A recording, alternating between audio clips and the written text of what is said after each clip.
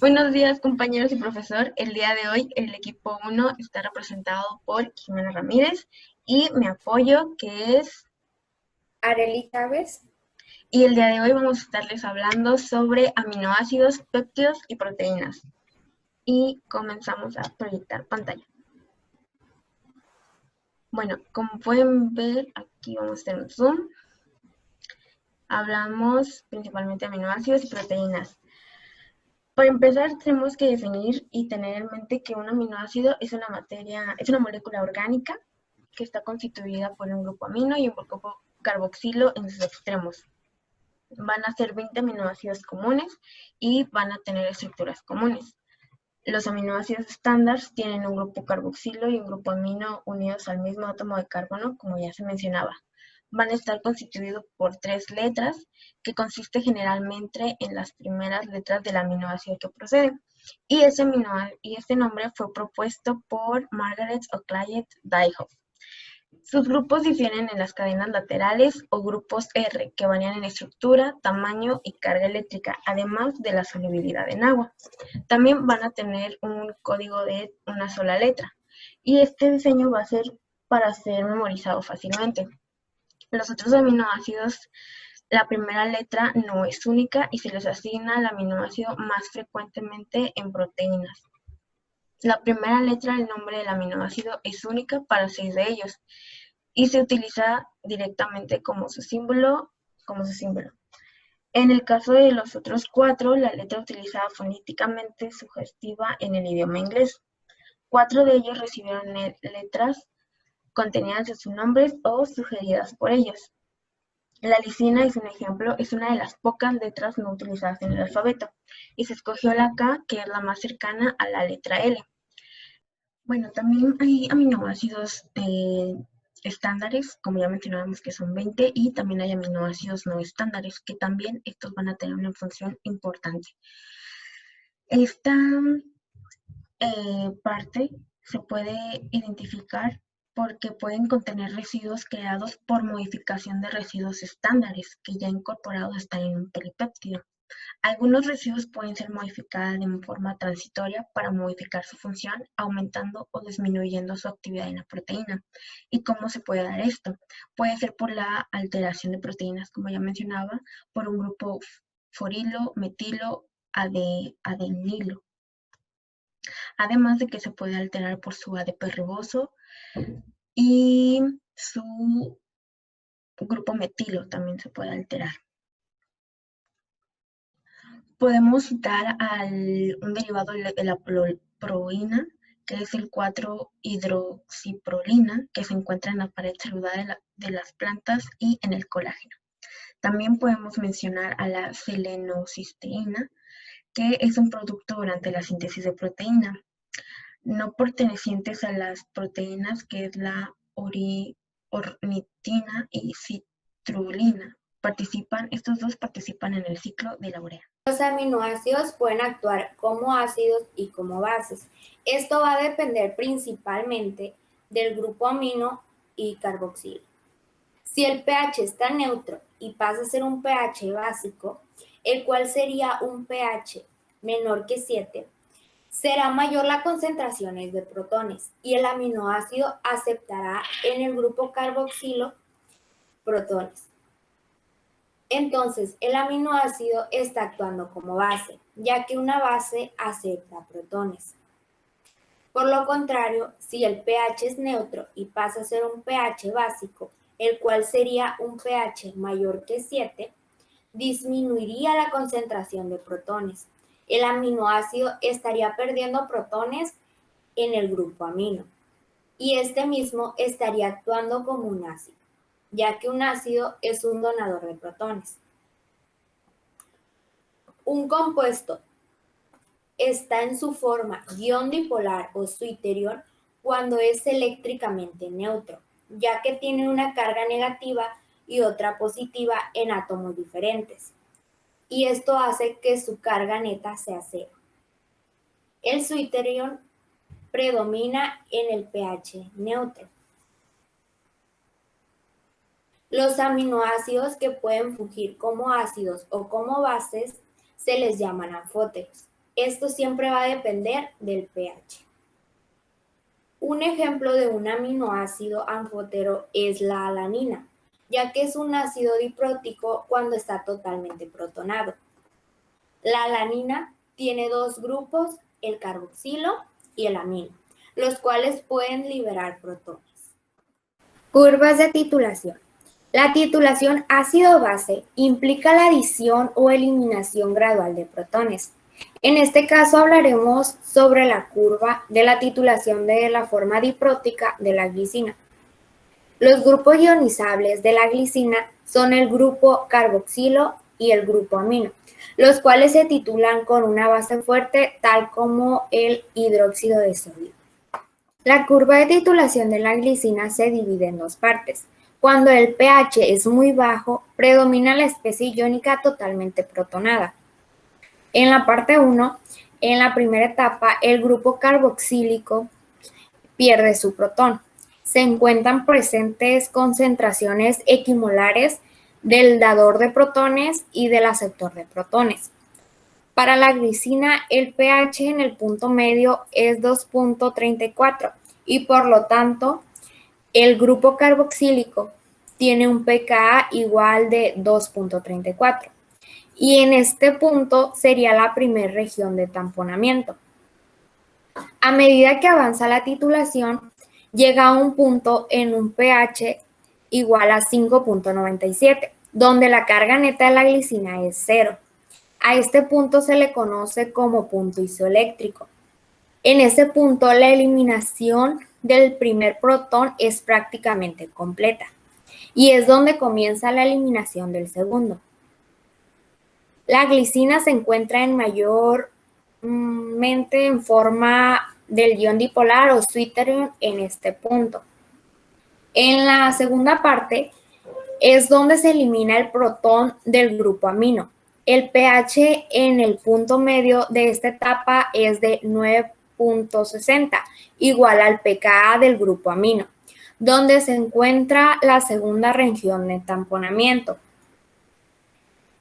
Y finalmente la titulación es prácticamente completa. Es en un pH alrededor de 12, donde predomina la forma totalmente desprotonada de la glicina. Y pues esta sería la explicación de la curva de la glicina. La perturbación del pKa de la glicina está causada por la repulsión entre el protón saliente y el grupo amino cargado positivamente, cercano situado en el átomo del carbono alfa. Las cargas opuestas en su interior resultante tienen un efecto estabilizante y es donde está el punto isoeléctrico, el cual tiene una carga neta de 0. Las curvas de titulación similares a las de la glicina vendrían siendo las de los aminoácidos con un solo grupo amino, un solo grupo carboxilo y un grupo R no ionizable. Estos aminoácidos tienen valores de pKa muy similares, pero no iguales.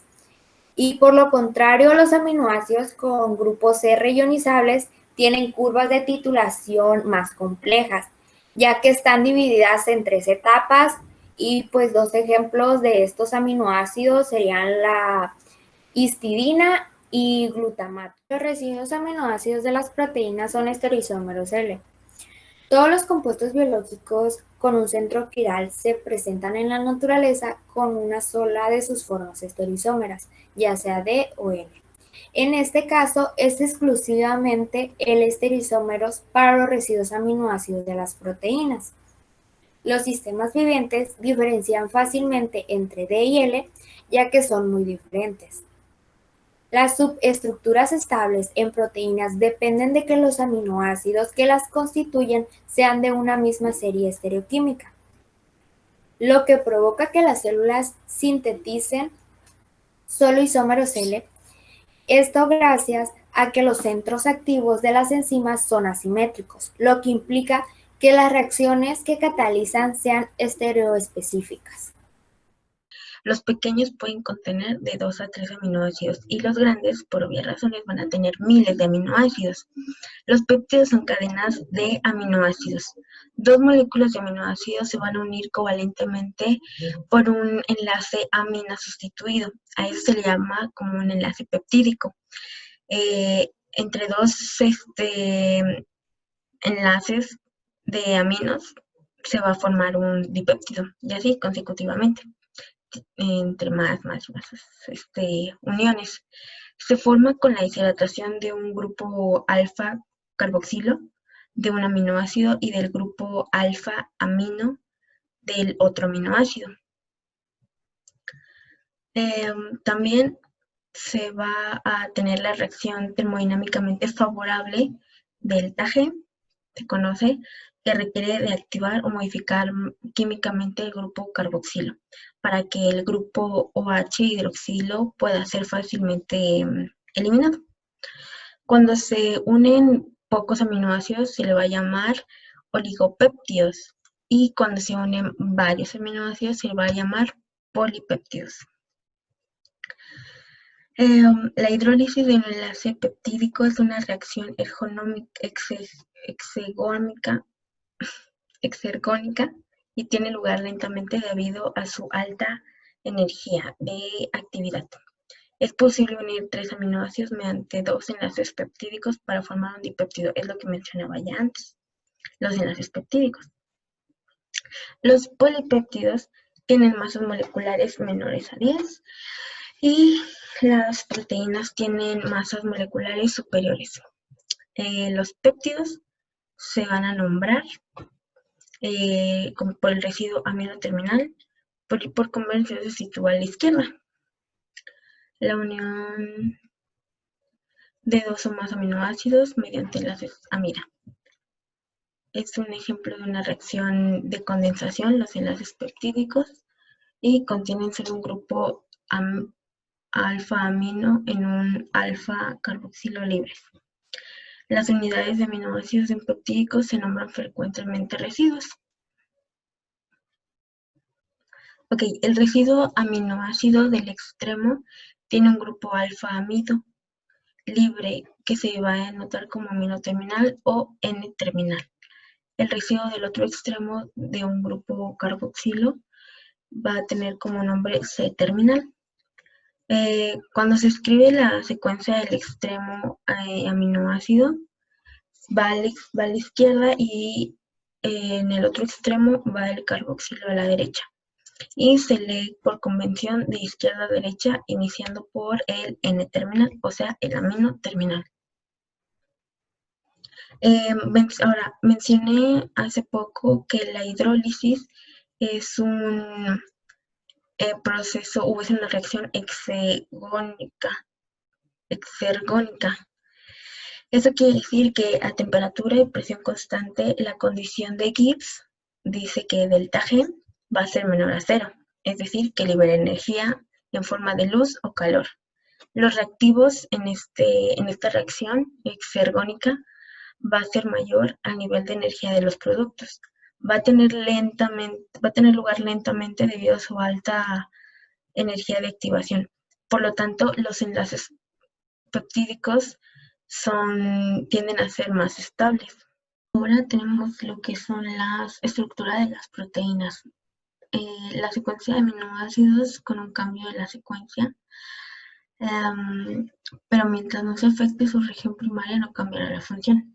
Existen los siguientes tipos de estructura en proteínas: la primaria, la secundaria, la terciaria y la cuaternaria. Una secuencia de aminoácidos unidos entre sí a través de enlaces peptídicos incluye los puentes de disulfuro que existan. Para poder analizar las estructuras se utilizan distintos reactivos como 1-fluoruro 2,4-dinitrobenceno, por sus siglas FNDB, para detectar derivados más fácil. Hidrolizar e identificar el polipéptido marcado. Las técnicas más utilizadas para determinar las secuencias de proteínas de DNA son complementarias. Pueden ser 3. Una, por purificación a partir de un tejido, tarea a menudo dificultada por las concentraciones extremadamente pequeñas de algunos péptidos. 2 por ingeniería genética y 3 por síntesis química directa. Gracias al desarrollo de poderosas técnicas, la síntesis química directa es actualmente una opción muy atractiva en muchos casos.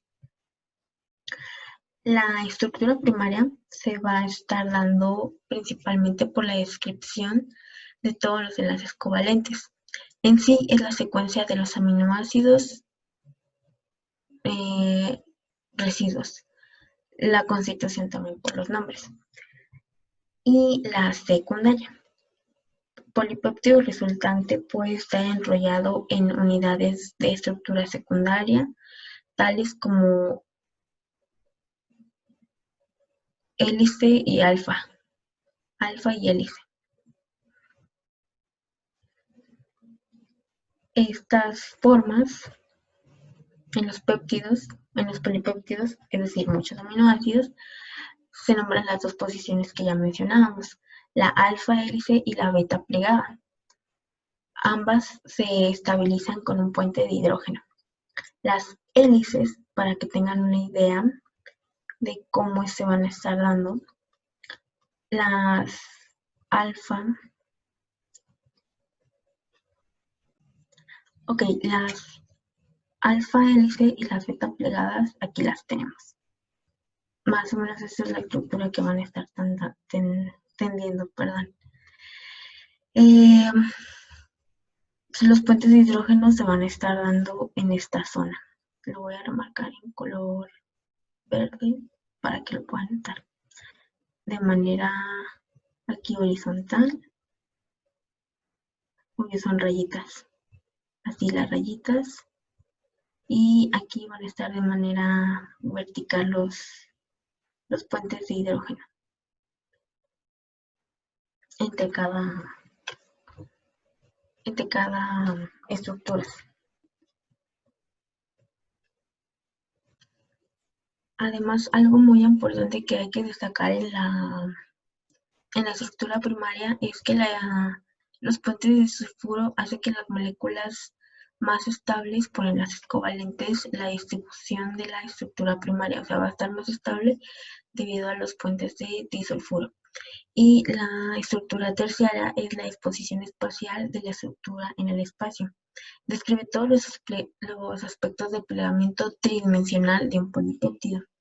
Se estabiliza entre radicales de aminoácidos y las uniones covalentes. Hay desde enlaces covalentes hasta Van der Waals. O sea, puede haber miles de interacciones desde el tipo covalente hasta Van der Waals, puentes de hidrógeno, entre otras. Y por último es la cuaternaria. La tercera decíamos que cuando una proteína posee 2 o más subunidades polipeptídicas. Y la cuaternaria es cuando una proteína posee 2 o más subunidades polipeptídicas. En realidad la estructura cuaternaria es la estructura en sí, la unión de cadenas polipeptídicas de varias subunidades unidas, como ya decía, en realidad es la máquina compleja de la proteína y está dada por docenas o miles de subunidades. Cada proteína tiene un número de secuencias distintas de residuos de aminoácidos. La primera va a determinar el plegamiento de una proteína y a su vez va a dar la función de la proteína. Ok, mencionábamos que las proteínas tienen una estructura tridimensional y van a tener una función única y una secuencia única. Si se llega a alterar la secuencia primaria, puede llegar a afectar la función. Las variaciones de secuencia no tienen mucho efecto, pero sí llegan a modificarla. Se necesita romper las proteínas en partes pequeñas y así purificar cada fragmento. Existen 5 pasos para esto. El primer paso, se tiene que romper los enlaces disulfuro, ya que estos interfieren en el proceso.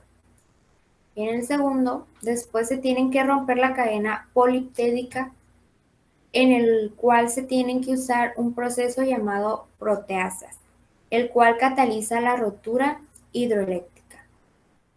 En el tercero, Para seguir con la secuencia de péptidos, todos los fragmentos peptídicos resultantes de la acción de la tripsina se secuencian separadamente por el procedimiento de Edman. Después, en el 4, se deben de ordenar los fragmentos peptídicos en la cadena original 1. Y por último, se da la localización de los puentes disulfuros. Las técnicas utilizadas para terminar secuencias de proteínas y de DNA son complementarias. Muchos péptidos son muy útiles como agentes farmacológicos, por lo cual se genera una gran producción comercial. Existen 3 maneras de obtener un péptido. La primera sería por purificación a partir del tejido, tarea a menudo dificultada por las concentraciones extremadamente pequeñas de algunos péptidos. La segunda, mediante ingeniería genética, y la tercera, por síntesis química directa.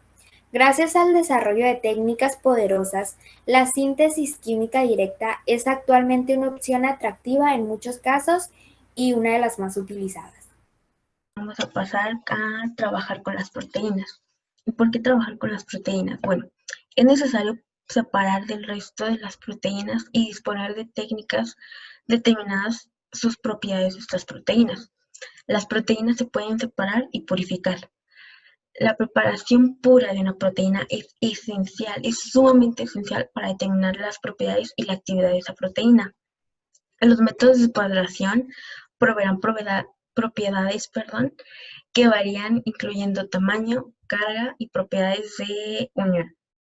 El primer paso para cualquier purificación de proteínas es la rotura de células para liberar proteínas en solución. Esto se le va a conocer como un extracto crudo. Los pasos iniciales de la purificación utilizan diferencias de la solubilidad en un complejo en función al pH, temperatura, concentración de sal, entre otros aspectos. Claro, va a depender de la purificación y del tipo de proteína que se quiera separar.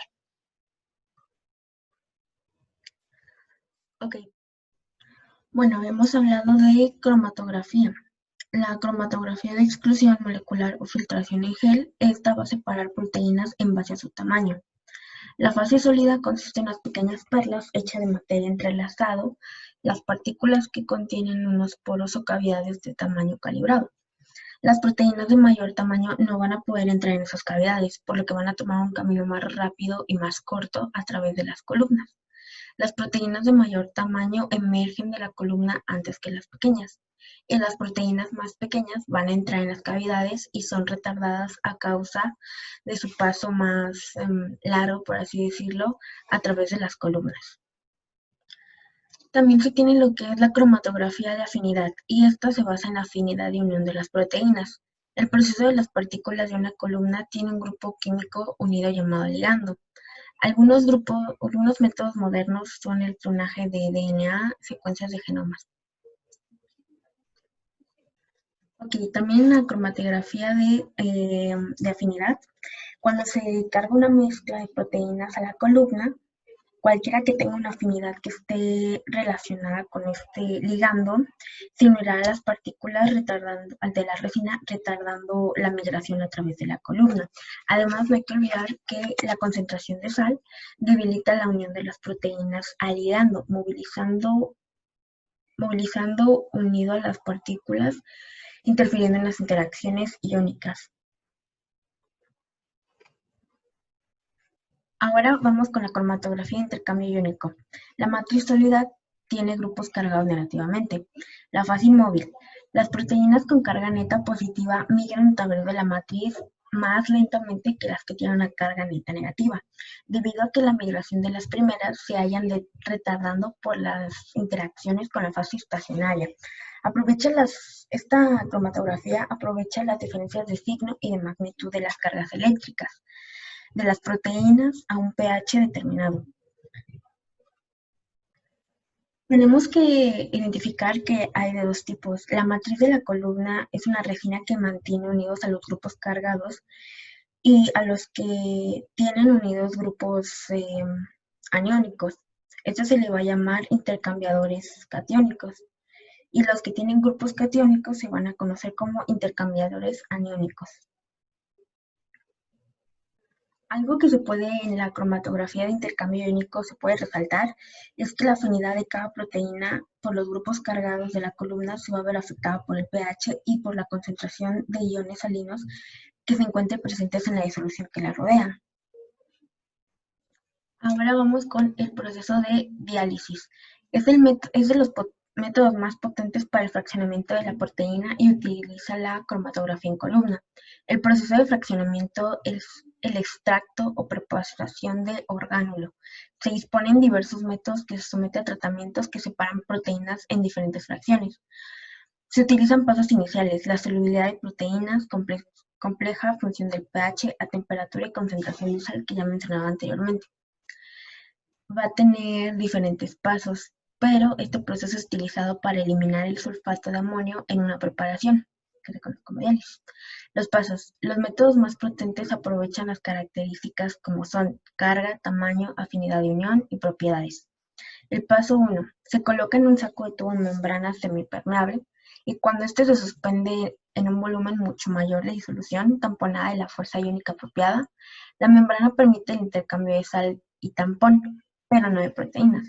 El paso 2 es la retención de proteínas grandes dentro de un saco o tubo de membrana y permite la concentración de los demás solutos en la preparación de proteínas que cambia el equilibrio con la solución al exterior de la membrana. Además, algo que tenemos que destacar al momento de trabajar con proteínas, la solubilidad de las proteínas va a disminuir generalmente a concentraciones elevadas de sal y esto se va a conocer como salting out. Las proteínas así precipitadas se separan que permanecen disueltas, se van a separar con una centrifugación a velocidades muy bajas. Ok, todo esto nos lleva a que las secuencias de las proteínas puede ayudar a deducir la historia de la vida en la Tierra. Es decir, toda función proteica en su estructura tridimensional viene una determinada estructura primaria.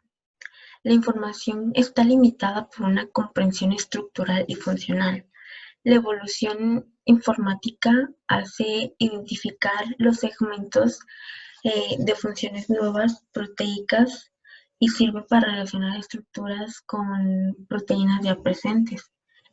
Un ejemplo o un representante puede ser son dos, es Emil Zuckerkant y Linus Pauling. Esto se dio en 1960 y usaron secuencias de nucleótidos y proteínas para la evolución.